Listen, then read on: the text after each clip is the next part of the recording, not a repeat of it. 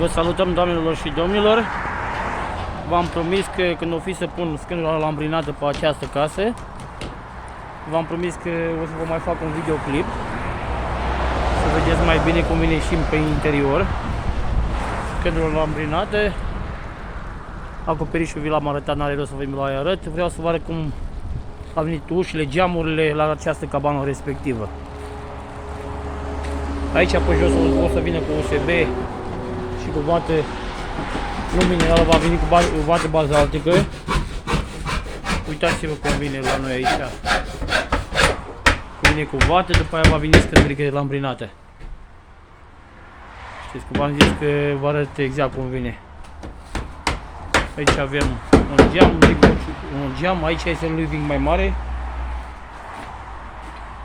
Aici avem baia. I-am pus și geam la baie. Așa o să vină acum interioarele. Este ceva, o casă rustică. Este cabană pentru vacanță. Dar se poate locui atât și iarna și vara nea.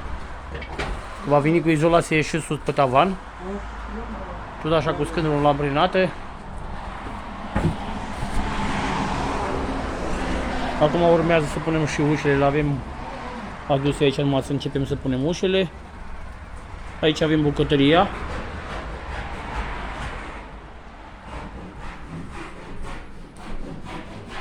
Așa o să vină și aici tot cu vată minerală și cu scândurul lambrinată pe interior.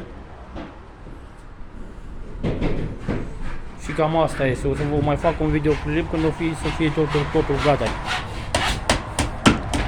V-am mai spus și videoclip care l-am mai făcut. Dacă vreți să mă contactați pentru mai multe detalii, pe numărul de telefon 0740 935 836.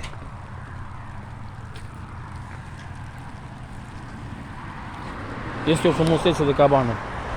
Chiar le place la toată lumea care trec pe aici, tot să oprești și mă întreabă. Le place lucrarea. Chiar am mai prins încă două lucrări după această cabană, că așa este omul care este meseriaș și îți poate lucrarea cum trebuie, primește comenzi în continuare. Uitați-vă, la toate colțurile o să vină așa.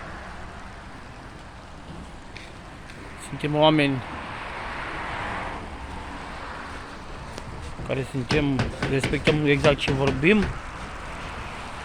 Așa o să vină toate colțurile la case. Mai avem astăzi și mâine, cred că o finalizăm. Acolo sus va veni cu șgheaburi. Uitați-vă și spatele.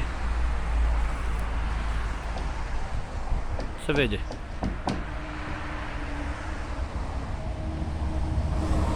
Sunați-ne, ne deplasăm oriunde în țară pentru lucrări. Pot să vă dau mai multe detalii prin telefon. Ce vi l-am spus. Noi ne deplasăm cu materialele noastre. Transportul se include în preț. Mâncarea, cazarea, totul este al nostru. Da. Vă salut și o zi bună să aveți. Eu acum încep să pun ușile.